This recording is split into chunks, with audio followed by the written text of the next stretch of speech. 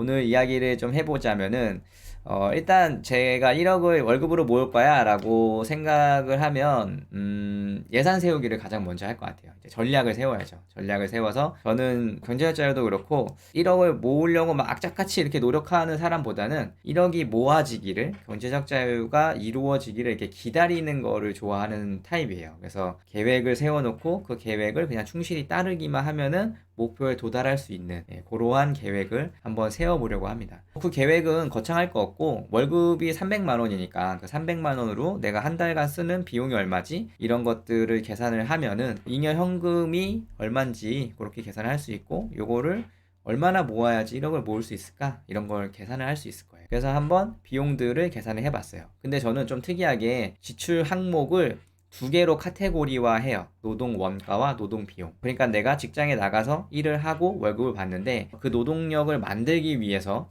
들어가는 비용과 그 노동력을 판매하기 위해서 들어가는 비용을 이렇게 나눠서 저는 생각을 합니다. 이렇게 나눠서 생각을 하면은 어디서 돈이 문제가 생기는지 알 수 있고요. 그 다음에 내가 어디에 가치를 두고 있는지, 어떤 항목은 나에게 덜 중요한 것인지 그런 거를 알 수가 있어요. 그래서 이렇게 돈을 모으려면은 자기 자신을 좀 이해해야 돼요. 그래야지 내 행복을 깨트리지 않고 소비를 좀 조절을 할 수 있거든요. 그러니까 포기할 거는 포기할 수 있고 취할 것은 또 취할 수 있는 그런 상황을 만들 수 있기 때문에 저는 이렇게 예산을 세웁니다. 그래서 예산 항목을 이렇게 한번 보면은 노동 원가는 주거, 생활, 통신, 관리, 경조, 납세, 기타 이렇게 7가지예요. 그러니까 주거는 주거 비용이죠. 저는 오피스텔에 살 겁니다 라고 했기 때문에 이제 월세가 50만 원이잖아요. 그래서 50만 원이고, 생활은 집에서 사용하는 생활용품이나 뭐 먹는 거 뭐 이런 것들이고, 이건 15만 원으로 잡았어요. 15만 원이면 너무 작다라고 생각할 수도 있는데 좀 러프하게 지금 이렇게 잡은 거라 이제 생활에 가면서 너무 적은 것 같아요, 그냥 굶어 죽을 것 같아요 싶으면은 또 조금씩 돈을 올리기도 하고 또 빼기도 하고 이렇게 하겠죠.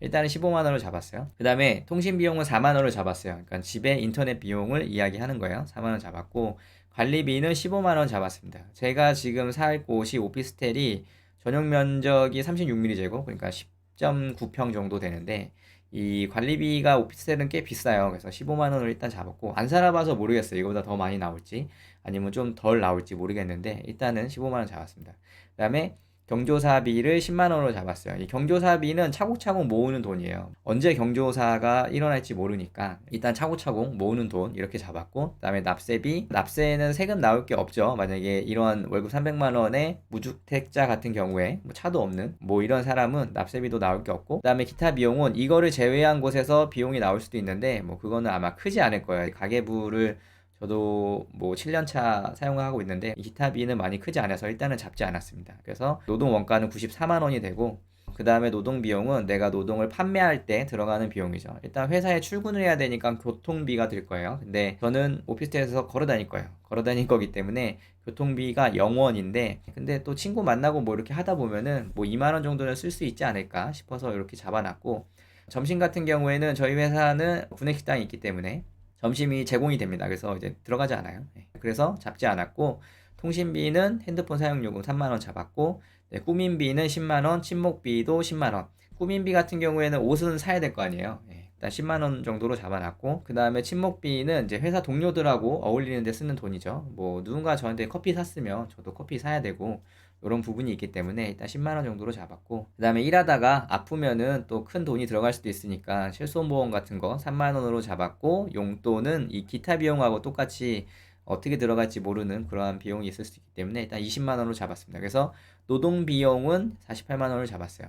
근데 여기 있는 목표는 뭐냐면, 제가 저번 영상에서 888 시스템에 대해서 한번 이야기를 했을 거예요. 내가 월급에서 노동원가 20% 쓰고 80%를 남기고, 그 돈에서 노동 비용으로 20% 쓰고 80%를 남길 거다. 그 다음에 그 남은 돈을 연 8% 수익률로 계속 점유식 투자할 수 있으면은 10년 안에 경제적 자유를 얻을 수 있다. 뭐 이런 이야기를 했었는데, 일단 요 상황에서는 지금 이 에어리어에 들어가지 못해요. 그러니까 월급 300만 원을 받고 미혼일 경우에는 이 목표를 채우기가 참 어려워요. 어려워서 지금 이 에어리어에 들어가지 못하는 걸 볼 수 있어요. 그러니까 노동 비용은 뭐 어떻게든 들어가는데, 이 노동 원가 같은 경우에는 이 주거비나 뭐 관리비 이런 것들이 있기 때문에 들어가기 좀 어렵다. 이렇게 되지만 1억 모으기에는 뭐 크게 큰 문제가 되는 건 아니에요. 왜냐면은 이 비용을 다 합쳐도 142만 원이고 한 달에 158만 원을 저축을 할 수 있습니다. 그러니까 월급 300만 원 받으면서 150만 원 저축하는 거 쉽지 않다라고 생각하는 사람들 많을 거예요. 많을 텐데 일단 요런 식으로 예산을 세우면은 월 잉여 현금이 158만 원 정도는 생길 수 있다.